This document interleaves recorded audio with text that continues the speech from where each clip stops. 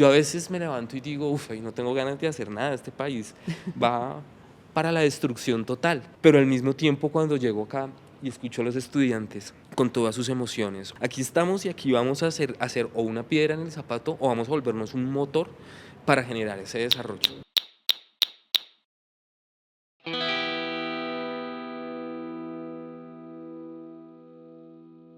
Hola a todos y todas, estamos en Desde Ático. Este es un video podcast creado por el Centro Ático de la Pontificia Universidad Javeriana y estamos aquí para conversar acerca de investigación, ciencia, docencia y curiosidad.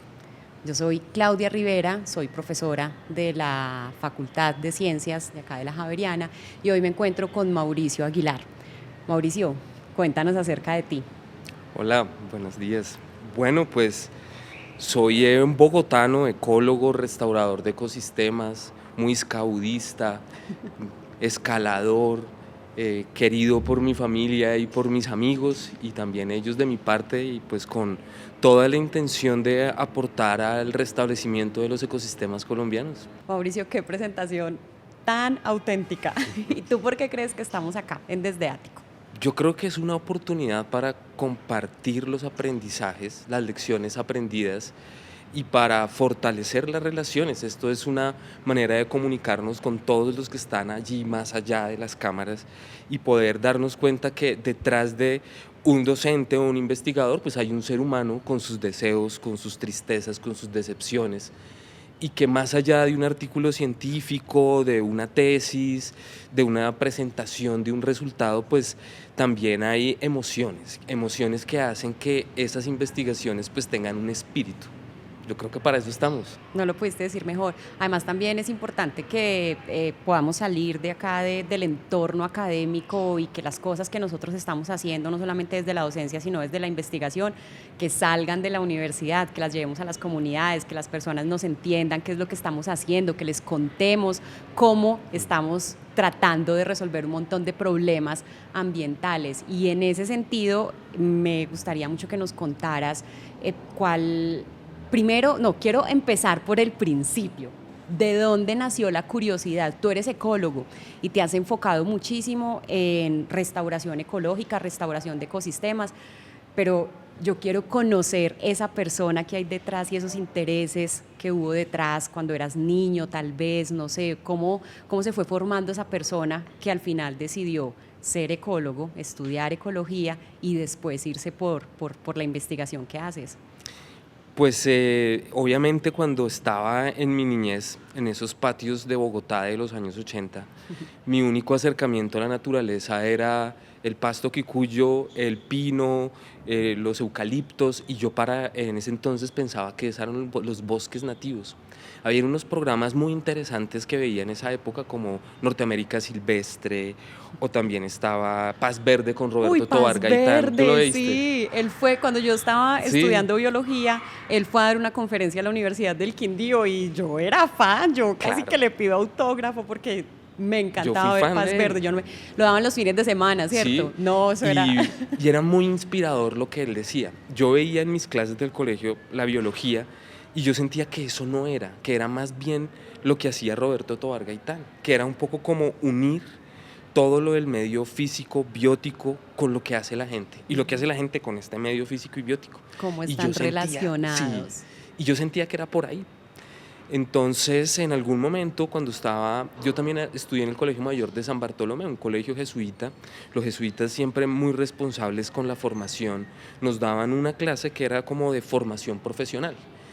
Y nos pasaron un libro en donde estaban todas las carreras y yo vi la carrera de ecología. Yo no sé si tú de pronto viste alguna vez esos libros de carreras donde le ponían un logo a cada carrerita. La carrera de ecología tenía un ser humano como con cola de mico, parecía como Goku. Y eso me pareció súper interesante. Primero pues el dibujito y luego lo que empezaba a describir. Empezar a estudiar las relaciones de los humanos con los sistemas biofísicos. Yo dije, claro, eso es, y me interesó muchísimo. Mi papá quería que yo fuera como administrador de empresas, que estudiara por la noche y bueno, en fin, mil cosas. Mi mamá docente dijo, no, pues lo que él quiera, pero el colegio nos ayudó mucho a seguir distinguiendo por dónde era. Cuando yo les dije, mire, y es que está aquí en la Javeriana, eso fue como, uff, como así. Yo ¿Pero les por dije, qué? ¿Cuál era el problema con que fuera la pues la Javeriana? Javeriana, pues mi familia era una familia, es una familia de estrato 3 del sur de Bogotá, entonces esto no era como muy común para mi familia. Era de hecho, creo No que el era tan primero, asequible, sí, había que no, hacer sacrificios. pero no solamente asequible monetariamente, sino también como por lo que uno piensa desde afuera que es la universidad. ¿Sí? No se conocía realmente que esta es una universidad con las puertas abiertas para muchísimos tipos de personas. Yo le dije a mi familia, yo voy a estudiar con el ICETEX, yo me pago la mitad de la carrera, imposible que ustedes no me van a pagar la otra mitad. Y pues ahí llegamos a un negocio y cuando empecé a estudiar ecología, cada una de las asignaturas lo único que hacía era afirmarme que ese era el camino, pero todavía no conocía un bosque de verdad. Y yendo en la asignatura a muchas salidas de campo en la carrera, casi siempre nos llevaban a sitios que eran más o menos naturales, pero era imposible de conseguirlos. De hecho, todavía es muy difícil de que tengamos Un una bosque cercanía, una nativo. cierta cercanía a un ecosistema nativo. Entonces dije, es que todo está degradado. Si tú coges un bus desde aquí hasta Armenia y te vas por la línea, lo que vas a encontrar es un mar de potreros, de pronto unos sitios de recreo. Y yo me preguntaba, ¿en dónde está esa diversidad? Esa biodiversidad que nos hablan, que Colombia es el país megadiverso del mundo. Yo decía, ¿en dónde? Si solo veo potreros y plantaciones forestales. Y desde ahí me di cuenta que puede ser muy interesante dedicarse a conservar, pero conservar es como quedémonos con esto poquitico que nos queda y pues destruyan todo lo demás. Cuando conocí la restauración ecológica vi como una visión muy positiva y es como, ok, estamos generando transformaciones, pero de esa transformación podemos sacar un nuevo ecosistema donde puedan haber oportunidades para los humanos y para los otros seres vivientes. Y desde ahí dije, la restauración puede ser mi camino. Pero antes de conocer la restauración, en un congreso en Cartagena de Botánica, conocí la sucesión ecológica.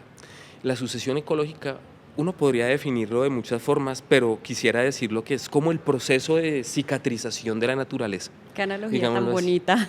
Entonces se le genera un daño a la naturaleza, ella se cicatriza. Y me pareció impresionante, o sea, que la naturaleza misma era capaz de sanarse ella sola.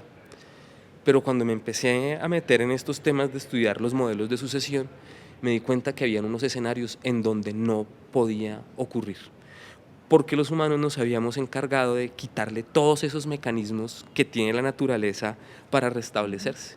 Y ahí surgió la necesidad de la restauración. Yo me volví muy intenso en esos semestres y mis compañeras de ese semestre me dijeron, mire que hay un profe en la Facultad de Ciencias que generó la Escuela de Restauración Ecológica, eso es para usted. Y yo me fui para allá, las reuniones eran los días viernes, a las 5 de la tarde. Ya Una uno cosa cansado, complicadísima. sí. No, pues yo quería era irme de fiesta el viernes, ¿sí? Me quería irme a echarme mis cervecitas. Y esas reuniones de los viernes, hasta que un día decidí ir. Y eso cambió por completo mi vida, porque pues ya cuando salía de las reuniones de la escuela, mis amigos ya estaban demasiado enfiestados, entonces ya Ya no era la ya no fiesta para mí. encajabas. Pero cada que terminaba una reunión de la escuela, que trabaja como muy parecido a los seminarios de filosofía o de teología, se generaban una serie de preguntas sobre dónde están los animales en la sucesión ecológica, cuál es el papel de los dispersores de semilla, por qué hay tantos desbalances en los temas de conservación, restauración. ¿Será que eso le toca al campesino, a la campesina, al indígena, al tomador de decisiones? Y dije, no, definitivamente en restauración ecológica está todo lo que yo vi en la carrera, incluso cosas que no he visto porque aquí se requieren temas de ingeniería, de derecho, y fue absolutamente seductor para mí. Y yo desde ese momento me dediqué exclusivamente a la restauración ecológica y a la ecología de la restauración, que van muy de la mano, ¿no? Mira que hace un momento que estabas hablando acerca de cómo es tan difícil encontrar hoy un ecosistema que sea nativo. Yo tengo una anécdota con respecto a eso y yo me demoré mucho o sea, yo soy del eje cafetero, soy orgullosamente quindiana soy de Armenia y nosotros estamos rodeados de verde, el paisaje es hermoso, tenemos unos bosques muy lindos, unos cuantos bosques nativos, tenemos mucha naturaleza y ese fue como en el entorno en el que yo crecí, rodeada de mucho verde. Para mí fue muy impactante cuando por primera vez yo vine a salir del país ya vieja, cuando me fui a hacer la pasantía del doctorado. Y yo recuerdo que cuando íbamos ya en el avión volando por suelo europeo, estaba muy despejado y yo me asomé por la ventanilla y yo solamente veía puras cuadrículas de cultivos, pero hasta donde me alcanzaba la vista. Y yo decía, ¡jue madre! O sea, yo vengo de mi tierrita, donde estoy rodeada de montañas. Entonces, sí, nosotros como país, como Colombia, pues sí tenemos un poco de ventaja con respecto pues a la naturaleza que nos rodea, pero de todas formas es un paisaje muy intervenido. Entonces lo que tú estás haciendo en estos momentos pues gana mayor relevancia todavía. Si estamos haciendo bien esa tarea, si estamos restaurando, si estamos cuidando los ecosistemas, ¿o tú cómo ves esa, esa conversación? Pues yo quisiera decir que sí. Y hay muchísimas personas, no solamente científicos o técnicos, sino también personas del común que se han remangado las mangas y se han puesto a hacer restauración. Y hay unas experiencias impresionantes con muchísimo éxito. Pero curiosamente, esas experiencias con muchísimo éxito tienen muy poco la mano del Estado. O bueno, a veces participan. Por ejemplo, hay un lugar en Rincón del Mar que alguna vez yo fui de paseo con mi esposa y empecé a hacer un tour y la persona del tour empezó a contarnos que es un manglar antes de lo que yo estaba viendo, porque era un manglar, digamos, en un buen estado ecosistémico. Ese manglar era el botadero de basura más grande de Rincón del Mar y él nos contaba que habían sacado televisores, neveras, carros, bueno, en fin, y que el manglar se estaba muriendo. Entonces ellos decidieron encontrar el problema, que fue pues ese tema de los residuos sólidos que impedía el flujo de agua dulce y salada, y eso era lo que estaba matando el manglar, y ellos se pusieron a limpiar el manglar, y esa sola acción hizo que la sucesión ecológica, o sea, esa cicatrización del manglar, empezara por sí sola. Lo habían hecho, no sé, tal vez 4 o 5 años cuando yo lo visité, y era un proceso impresionante, que nunca le había visto ninguna institución estatal. Estas personas muy dispuestos a rescatar su manglar, pueden dar una lección de cómo se hace ese restablecimiento. Pero tú me llevas al Quindío y me llevas al eje cafetero, que quisiera yo ser un hijo adoptivo de esa región, ojalá algún día.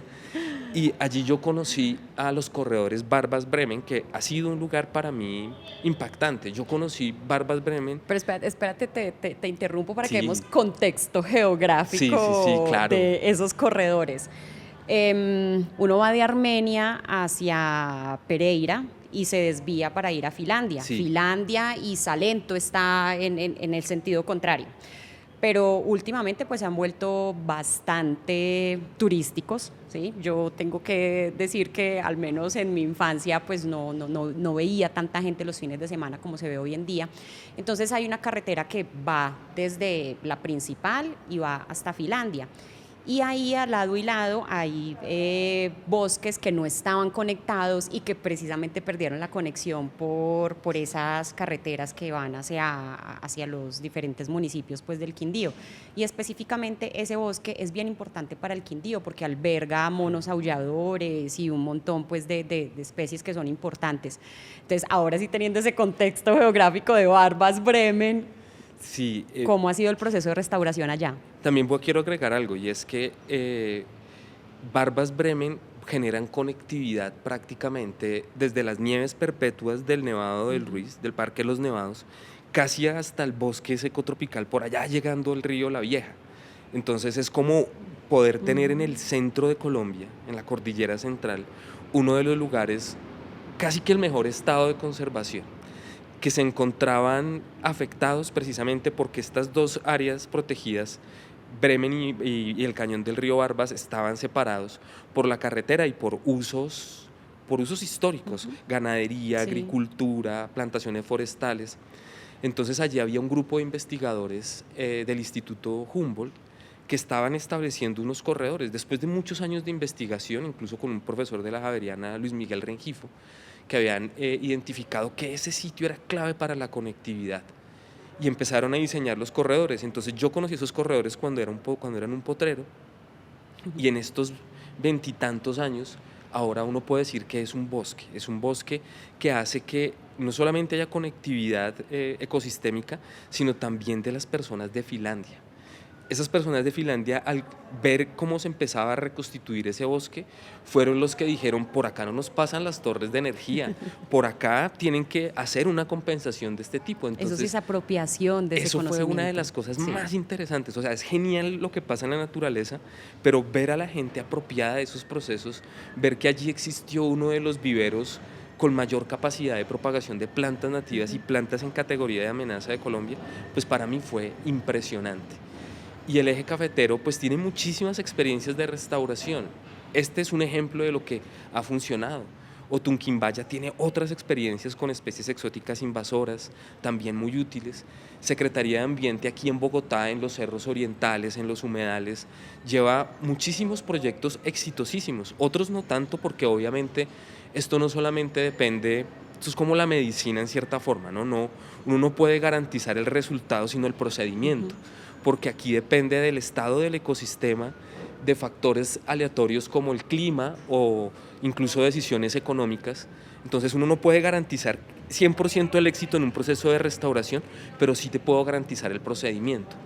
Y la Secretaría de Ambiente lo ha hecho muy bien. Lo que pasa es que de pronto no se divulga mucho, pero ellos fueron en cierta medida con el Jardín Botánico y la Escuela de Restauración de la Javeriana, bueno, y el grupo de restauración de la Universidad Nacional, los que encontraron la forma de gestionar la problemática del retamo espinoso aquí en los cerros, o de cómo transformar los paisajes de plantación forestal de los cerros orientales en un bosque nativo, cómo integrar los humedales a procesos de purificación de los cuerpos de agua, pero también a que haya espacios de ocio y recreación para la ciudad, o por ejemplo cómo crearon las aulas ambientales en sitios que eran canteras.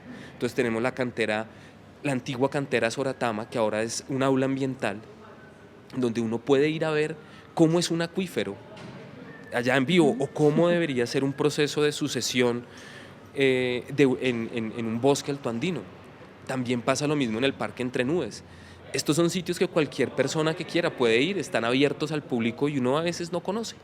Entonces hay muchos ejemplos. Yo realmente me quedaría corto, pero si yo quisiera ser ambicioso, por ejemplo, yéndome con las metas que normalmente propone el gobierno, por ejemplo, en este caso Petro, más de 700.000 hectáreas, y en los otros gobiernos 180 millones de árboles, o bueno, otras metas que han existido, lamentablemente ninguno ha cumplido las metas.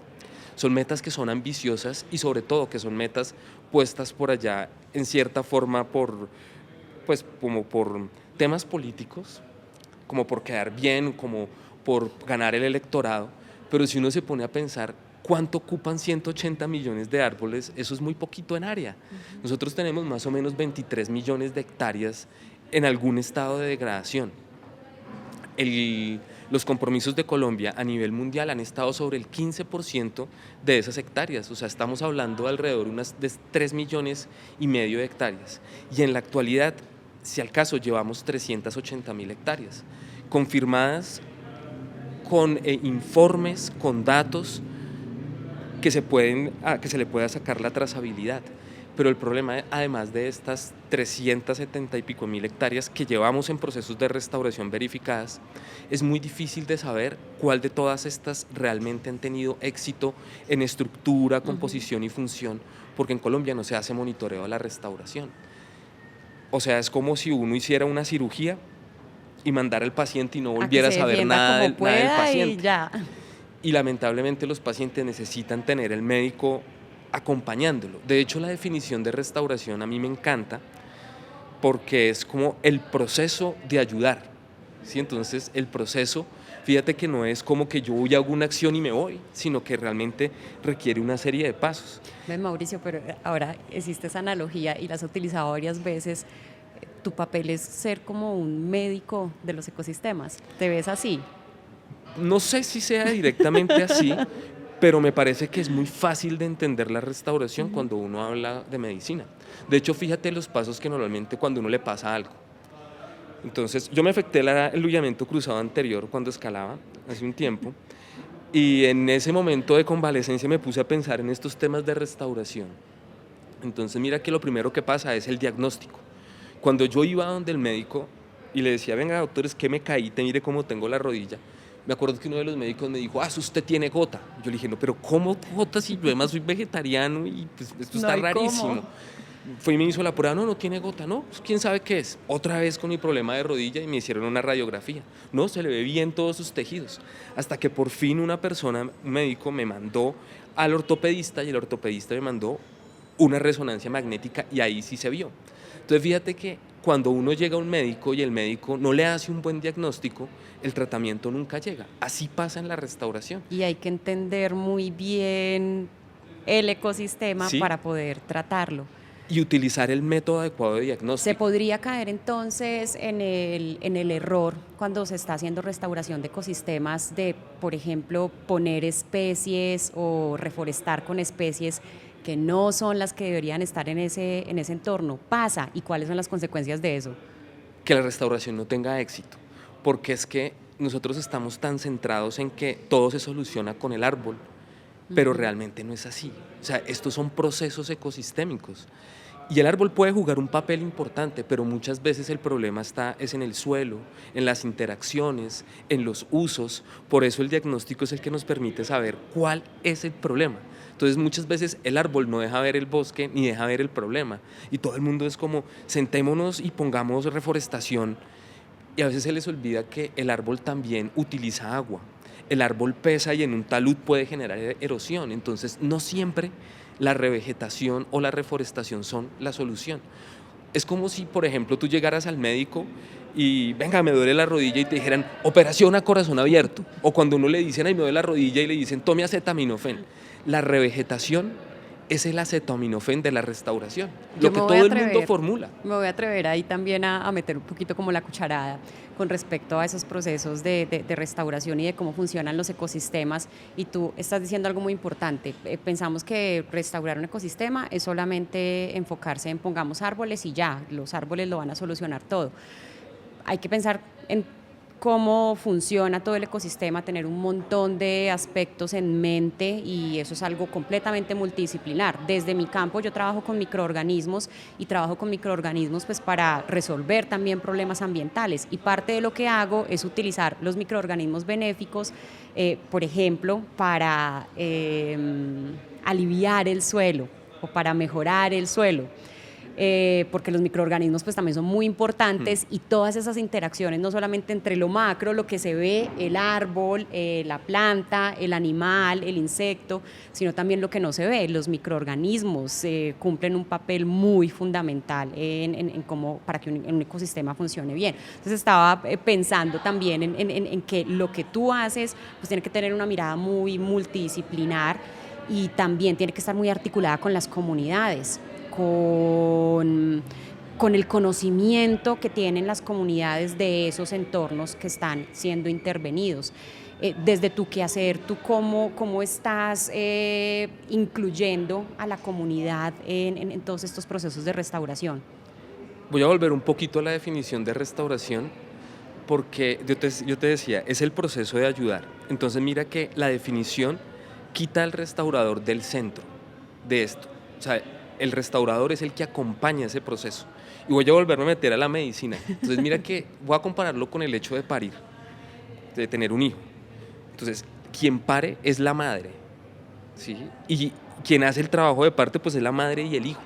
El médico está acompañando, está asistiendo a ese proceso, pero no es el que tiene el hijo. Está pendiente de que todo salga bien. Exactamente eso es lo que hacemos en restauración. El proceso realmente lo hace la naturaleza y los seres humanos que viven o que tienen interés en ese territorio. Yo soy solamente un acompañante. Entonces, finalmente, lo que yo intento hacer es como ser esa doctora corazón que intenta que lo que pasa en el mundo humano y en el mundo natural tenga una mejor relación. Entonces, yo lo primero que hago es sentarme a conversar con la comunidad para entender cómo ha sido su relación histórica, cuáles han sido los procesos que ellos les han tenido miedo. Por ejemplo, hay mucho conflicto entre la fauna y la ganadería, por ejemplo, el puma y el ganado. Pero detrás de esto hay una forma de apropiación y uso del territorio que es importantísimo entender antes de mover cualquier cosa, porque vamos a hacer la restauración en tierra de otras personas que toman sus decisiones y tienen sus expectativas de ese sitio. Yo soy un visitante que puedo tener, digamos, una visión distinta, pero yo ante todo lo único que tengo que hacer ahí es acompañarlos a que se sane esa relación. Entonces es llevarlos al bosque, llevarlos al ecosistema, a tener esa discusión o a tener esa conversación allá y a mostrarles, mire, es que aquí está sucediendo esto y desde mi punto de vista usted pierde estas oportunidades con este tipo de manejo que está haciendo. Usted no tiene necesidad de forestar todo, por ejemplo, ni le estoy hablando que tiene que volver un bosque toda su finca. De hecho, muchos lugares del eje cafetero son muy interesantes. Estos lugares donde tenían el café con sombra, que lo tenían con guama, por ejemplo. Otros lugares donde conservaban la cañadita o el cuerpo de agua o el nacimiento. Y en otro lugar donde tenían los cultivos de pancoger. Finalmente, eso es lo que uno tendría como la finca ideal en proceso de restauración. Una finca de ese tipo sería muy similar a un ecosistema restaurado. De hecho, un lugar ideal productivo es esa chagra indígena que ya existía. Entonces muchas veces lo que nosotros hacemos es intentar volver a traer esas ideas que siempre ha tenido la humanidad, en donde ya se ha hecho una buena relación con la naturaleza y el trabajo está ahí. A quitarse uno como que yo soy el centro y soy Dios y aquí creo la naturaleza o soy co-creador con Dios, a más bien soy un acompañante de este proceso. Eso es. Mauricio, tú has tocado temas muy importantes relacionados con la comunidad, relacionados con esta restauración de los ecosistemas, las problemáticas en torno al territorio, en fin, pero también es importante y me gustaría escucharte y entender cómo la universidad o cómo tú a través de la universidad estás llegando y estás llevando esta información, cómo estás trabajando, cómo estás llevando realmente estas investigaciones fuera de la universidad, cómo están articuladas. La universidad, por ejemplo, qué tipo de proyectos te ha apoyado, te ha financiado, o cómo estamos trabajando con respecto a eso para poder sacar esa información y eso que tú has venido trabajando y toda esta experiencia y todo lo que nos has venido hablando, cómo llevarlo a la comunidad. La universidad tiene un compromiso con todos estos temas ambientales y sociales, no solamente desde sus carreras, ¿sí? Aquí tenemos la carrera de ecología y biología, pero si uno se pone a mirar, por ejemplo, en economía también tocan temas de sostenibilidad ambiental en todas las carreras, pero hay algo maravilloso que tiene la universidad y son los semilleros. Sí. Entonces, por ejemplo, yo les contaba que hice parte de la escuela de restauración, hoy la estoy coordinando, pero también coordino el semillero de restauración, y es que estos semilleros son como ese centro de pensamiento donde uno se encarga continuamente de ir mirando los problemas. Por ejemplo, el tema del monitoreo. Desde el semillero nos preocupa saber realmente si la restauración está teniendo el impacto que debería tener y por qué no lo estamos viendo. Entonces en el semillero nos pusimos a revisar los proyectos de restauración que habían en el país. Los pedimos a través de derecho de petición, hicimos alianzas, por ejemplo, con el Instituto Humboldt, con Inbemar, con otros investigadores de afuera, para intentar llegar a esos proyectos y empezar a mirar cómo estaban haciendo la restauración y en qué estaban avanzando o en qué vacíos habían. Pero eso ocurre desde una idea allí, en ese escenario, que es un escenario como de libres pensadores. Vamos a votar corriente, vamos a decir cosas que a veces pueden ser entre comillas, una caballada, pero que después uno empieza, o algo incómodo, claro, algo incómodo, porque a veces también decimos, la restauración no funciona, porque mira, todo este proceso tan largo, y de un momento a otro una toma guerrillera se puede arruinar un proceso de restauración. ¿Cuánto cuesta una hora de guerra en Colombia? Yo creo que una hora de guerra en Colombia puede ser necesario para restaurar tal vez las metas de restauración que tiene el país. Y esto surge desde esos espacios. Y también la universidad tiene una financiación interna a proyectos. De hecho, cuando yo estaba en ese grupo de investigación, me financiaron una idea que tuve que fue propagar especies nativas en un municipio que se llama Guachetá, Cundinamarca, en donde yo venía trabajando con los campesinos. En esa época, eso fue como en el 2006, más o menos, hubo una gran inundación por la laguna de Fúquene y la universidad dijo, venga, queremos apoyar a esas comunidades, pero no es como ir a darles plata, sino hagamos un proyecto productivo que tenga que ver con lo ambiental y que solucione esos problemas de los lugares, en este caso, la ausencia de vegetación nativa.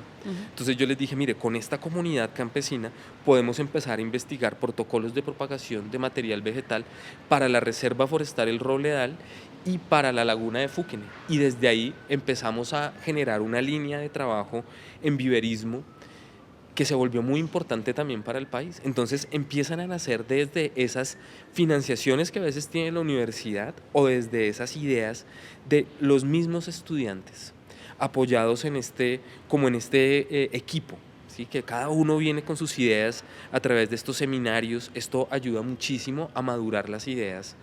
Por supuesto, desde las mismas clases, en la cátedra libre, que es muy importante esta libertad que nos puedan dar para poder tener debates abiertos con otros investigadores, con otros profesores, con nuestros estudiantes, y desde ahí se empieza a construir de una forma interesantísima.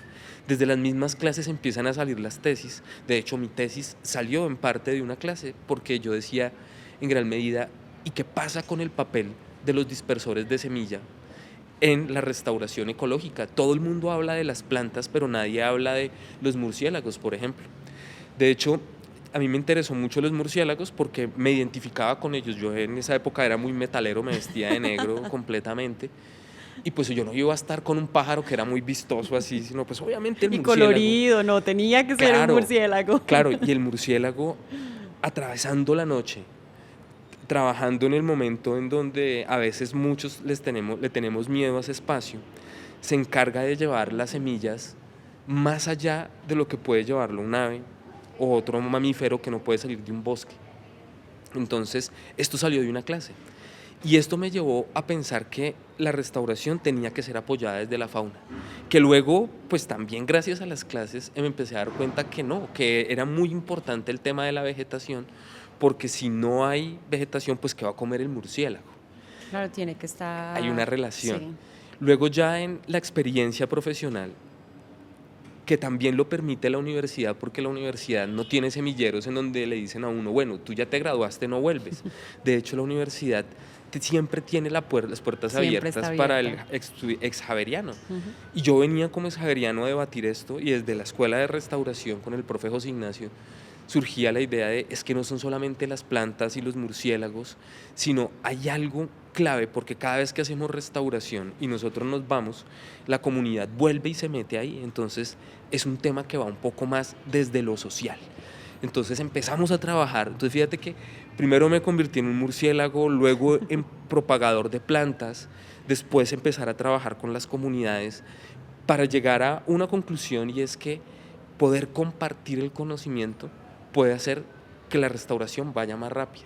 Por eso cuando salió la oportunidad de venirme a trabajar a la universidad como profesor investigador, dije, es el espacio ideal porque puedo incidir en muchísimos tipos de investigación, puedo estar tanto con los murciélagos como con la gente, pero sobre todo no voy a ser yo solo el que está restaurando, sino va a haber todo un colectivo. Y yo creo que ese pensamiento en colectivo es una base esencial para desarrollar la investigación aquí desde la universidad.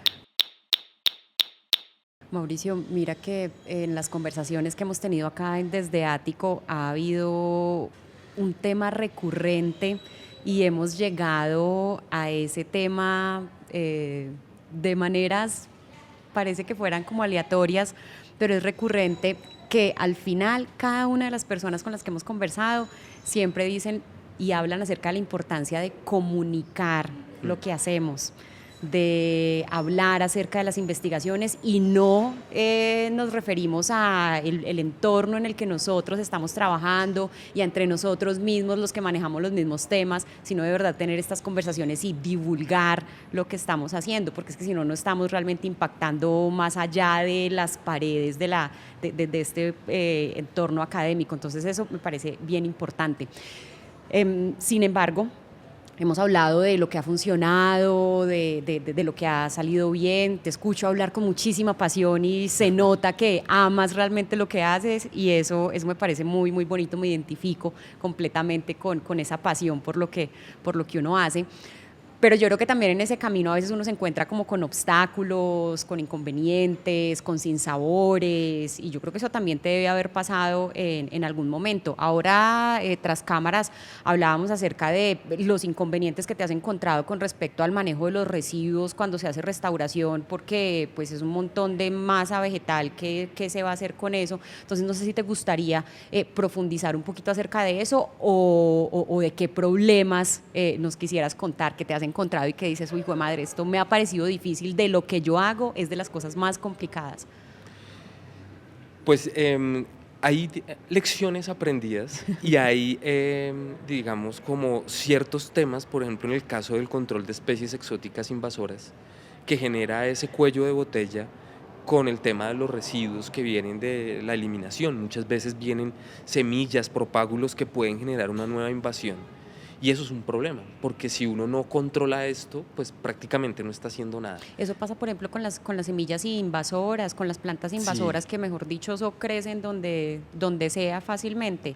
claro, el tema de las semillas o las estacas, los esquejes, las raíces de esas especies que suelen ser muy persistentes, digamos, es como el centro del problema. Y si uno no tiene un mecanismo ideal, clave para poder gestionarlo, pues hasta ahí le va a llegar su gestión de la invasora.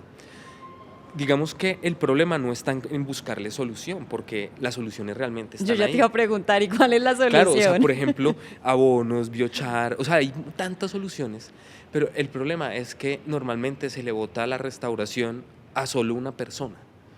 Y esto necesita ser pensado como, pues, como una disciplina transdisciplinar realmente. Un campo del conocimiento transdisciplinar donde esté un abogado, donde haya la comunidad campesina, indígena, donde hayan microbiólogos, donde estén todas las disciplinas, porque desde ahí están esas soluciones. La restauración los acepta.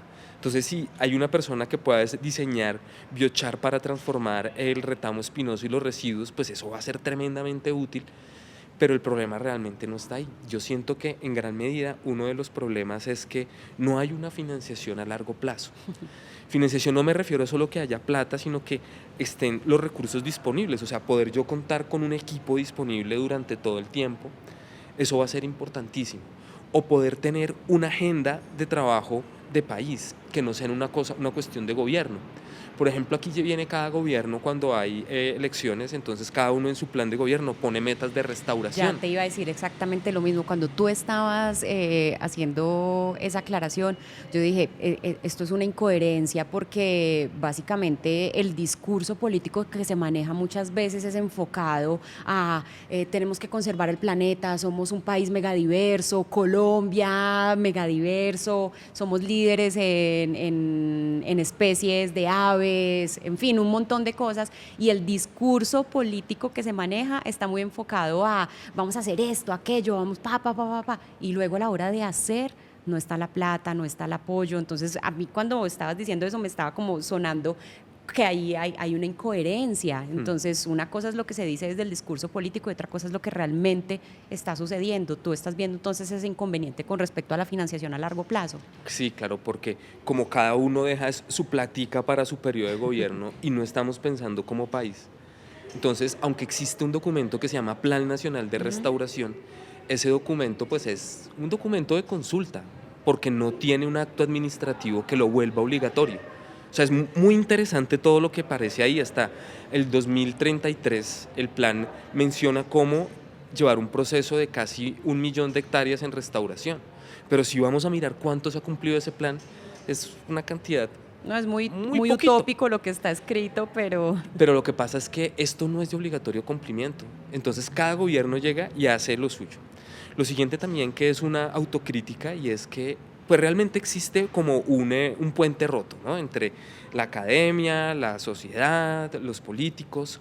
A veces para los políticos es muy fácil decir siembre 180 millones de árboles, pero para un técnico el término sembrar se refiere a semillas.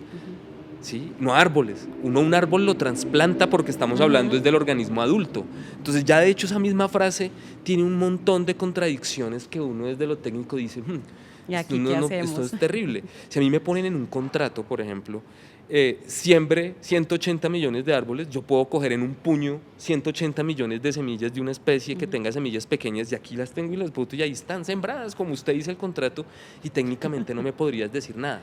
Pero es que cuando uno le dice a los políticos, usas el término incorrecto, ellos tampoco se detienen un poquito a decir, ok, pues yo no entiendo de eso, pues ponga usted el término. Y entonces no hay una posibilidad de sentarse No con está ellos articulado. a que nosotros digamos, no hablemos de sembrar 180 millones de árboles, hablemos tal vez de plantar plántulas de individuos arbóreos en el marco del Plan Nacional de Restauración. Y esto ya tendría un poco más de sentido de país y no de una cosa que dejó un gobierno y se fue. Además es curioso porque si uno mira la meta, los primeros años de esa meta no se iba cumpliendo. Cuando ya se iba a acabar el periodo de gobierno, aparecieron una cantidad impresionante, pero no alcanzó a cumplir ni siquiera su propia meta.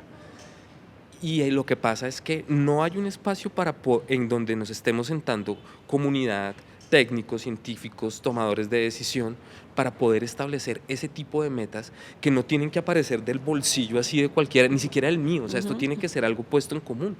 Tienen que estar los gremios, tienen que estar las entidades que se encargan de la minería, de la energía, del petróleo, todos tenemos que hacer sentarnos a hablar, a pensarnos este gran país, a pensarnos cómo va a ser la Colombia del futuro.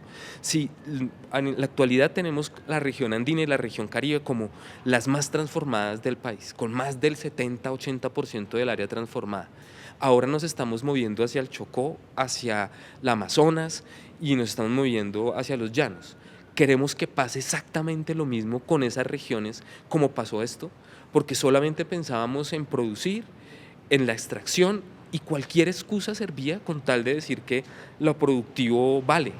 Entonces, ¿será que seguimos de la misma manera o nos podemos pensar un país de otra forma? Yo creo que nos podemos pensar. Y los que trabajamos en restauración o en biodiversidad no tenemos la razón completa, tenemos una partecita pequeña y tenemos que sentarnos todos sin egos, tranquilamente, a hablar de eso.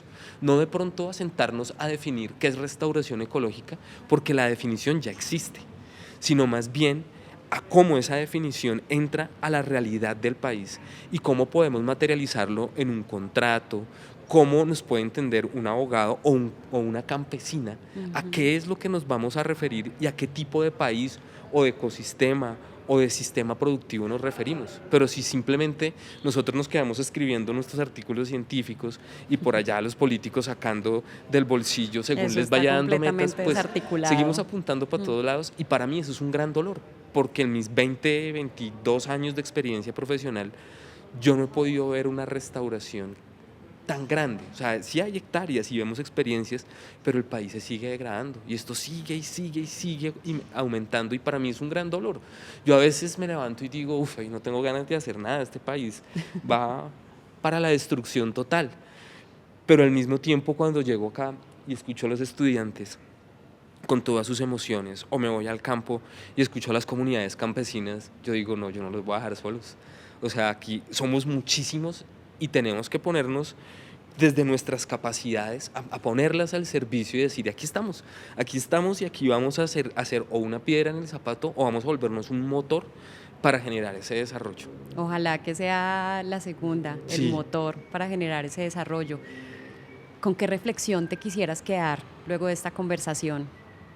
Yo creo que abrir los micrófonos y tener la oportunidad de, más allá de un artículo, exponer lo que sentimos y pensamos y somos, es una oportunidad para todos. Pero también hay algo muy interesante que desde los jesuitas yo he escuchado y es ser más para servir mejor.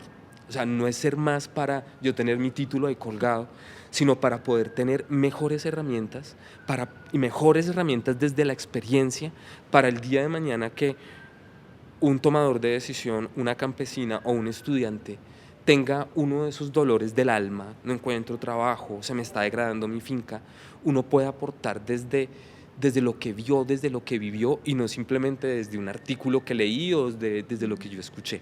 Entonces, ese ser más para servir mejor es un compromiso en donde siempre estamos en esa actitud de mejora con una gran intención y es generar precisamente esa calidad de vida, no solo a los humanos, sino a todo lo no humano que está profundamente interrelacionado con nosotras. Mauricio, qué conversación tan encantadora y tan profunda, además porque en tu discurso veo y escucho a una persona que no está en el discurso antropocéntrico, sino que está pensando en el mundo como realmente un todo. O sea, nosotros hemos impactado muchísimo nuestro ambiente, nuestra naturaleza, hemos transformado por completo el mundo que nos rodea, pero precisamente si alcanzamos a entender cómo somos un todo y cómo no somos solamente nosotros, ahí sí vamos a empezar a poder hacer cosas grandes para recuperar todo lo que hemos perdido hasta el momento. Muchísimas, muchísimas gracias por esta conversación, qué No, a ti, profundo. a ti también que la amenices de una manera genial. Muchas gracias. Muchas gracias, Mauricio. Les recordamos que este y todos los episodios los pueden encontrar en nuestro canal de YouTube del Centro Ático y también nos pueden seguir en Instagram como @centroático. Déjennos sus comentarios.